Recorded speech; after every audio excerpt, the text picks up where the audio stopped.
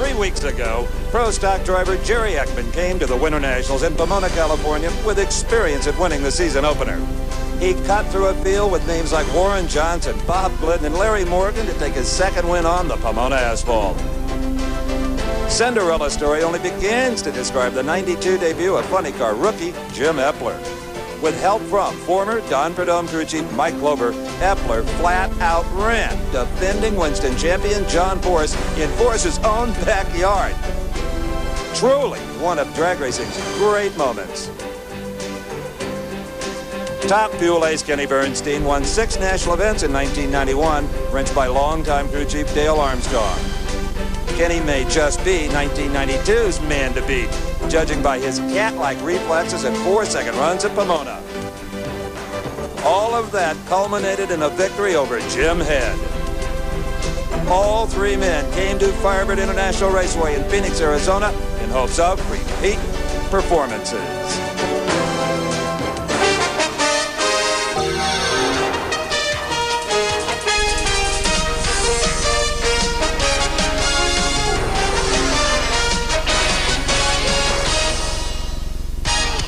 TNN Motorsports proudly presents this special presentation of American Sports Cavalcade.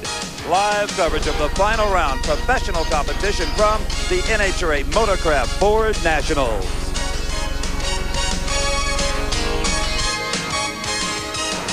Hello everyone, I'm Steve Evans. On a dusty, blustery day in the Phoenix Desert, we're making a little bit of history. This is the first time final round competition of the pros from the National Hot Rod Association has ever been seen on national television, and we're proud to have it on TNN. We'll have all 3 professional categories: Pro Stock, Top Fuel, and Funny Car. First, let me set the Pro Stock combatants for you. They are, in the final round, Jerry Ekman up against Don Beverly. Now, in round number 1, Ekman defeated Kenny Delco. Actually, Delco red light, a little bit afraid of Jerry Ekman. He then beat Frank Iaconio. Iaconio also red lighted. Then he had to outrun Warren Johnson, who almost lost control.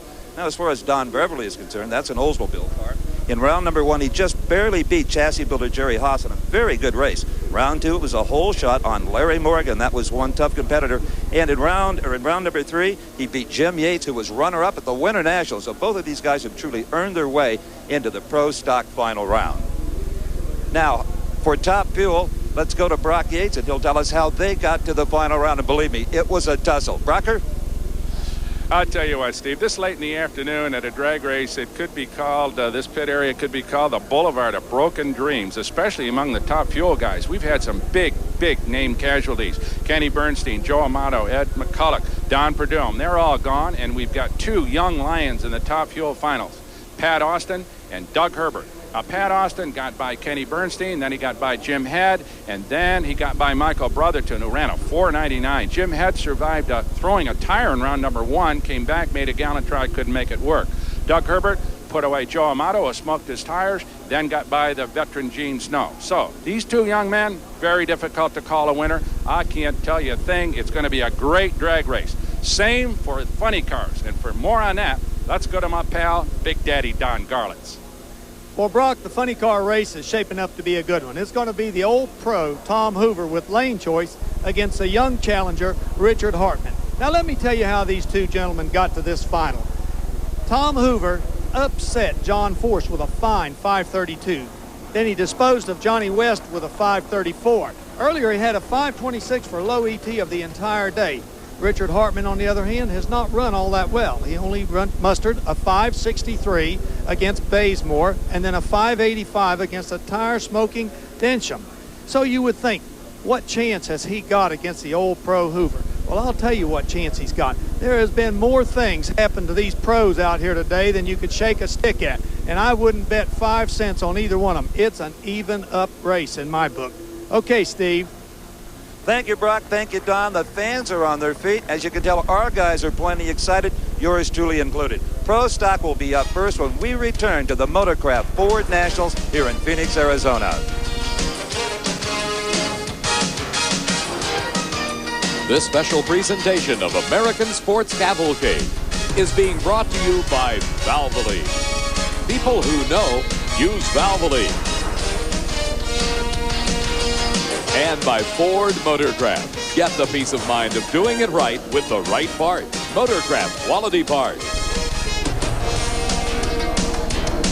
Well, there you see the yellow Pontiac of Jerry Ekman.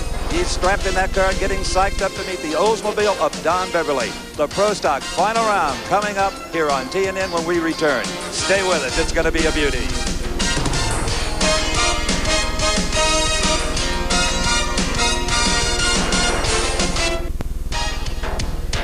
Welcome back, everyone, to the Motorcraft Ford Nationals in Phoenix, Arizona. This record crowd, well, they are on their feet in anticipation of the Pro Stock final round.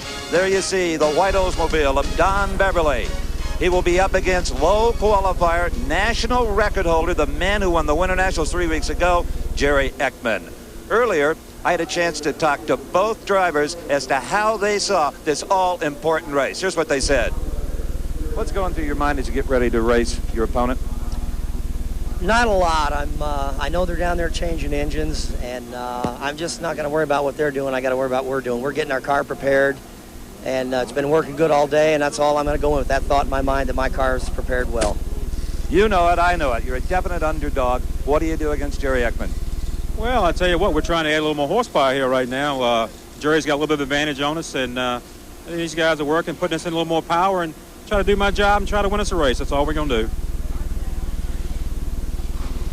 All right, that is the automobile of Don Beverly, Steve, and that is a team car of Warren Johnson, and there's revenge in their hearts because this man, Jerry Ekman, blew away the boss, Warren Johnson, in the semifinals. So Jerry Ekman comes in here, as you said earlier, holding the national record at 7:17 ET. He ran a 7:20 for low qualifier. Don Beverly, very much an underdog to this man as Jerry Ekman completes his burnout here. There goes Don Beverly. Let's go to Big Dan and Don Garlis for some final thoughts before this race starts. Well, I can tell you something, Brock. Don Beverly has taken no chances. They have borrowed Warren Johnson's engine. The entire Warren Johnson crew is up here with eyes on the strip. It's going to be a good one.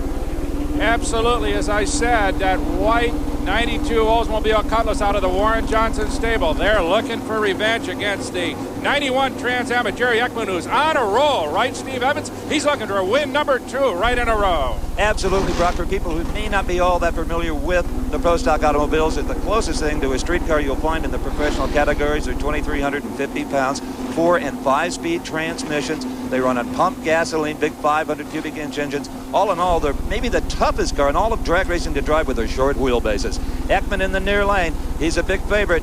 But Big Daddy mentioned the new motor, the Warren Johnson engine in the Beverly car. That could be the equalizer. Let's watch and see as they bump into the staging lights. You'll see a flash of yellow, then the green, and the race is on. The man who leads the starting line first, well, that's called a hole shot, and they'll both be looking for it. The RPMs come up. Watch the noses of those cars. See if you can tell. It looked like a brilliant start to me. Beverly out in front until he loses a bit of traction. Ekman surges forward. Jerry Ekman has won here in Arizona at a 7:26. Bill Orndorff, the car owner, and the crew celebrating a magnificent win. Brock? Terrific race. I'll tell you what. Let's have another look at this. Ekman just squeezed the light. Reaction time almost equal, a 4:38 to a 4:89. But I'll tell you what, Don Beverly was in this race all the way until just about half track. There you see it. In fact, he almost had a little bit of a lead there. He starts to get sideways, corrects a little bit, but the car is still loose. And there is where he lost the race to Jerry Ekman. So Jerry Ekman goes on to his second consecutive victory. Let's go to Big Daddy Don Garlis. I'm on the line here with Bill Orndorff, and he is one happy camper. 7:26. You kept that thing running good all day long, Bill. I tell you, I'm pretty proud. I'm proud of Jerry. I'm proud of my team, and I'm just tickled pink. I've got my sister and my niece here from California, and it's just pretty special. Well, that's 2 in a row. Yep, and we're planning on some more.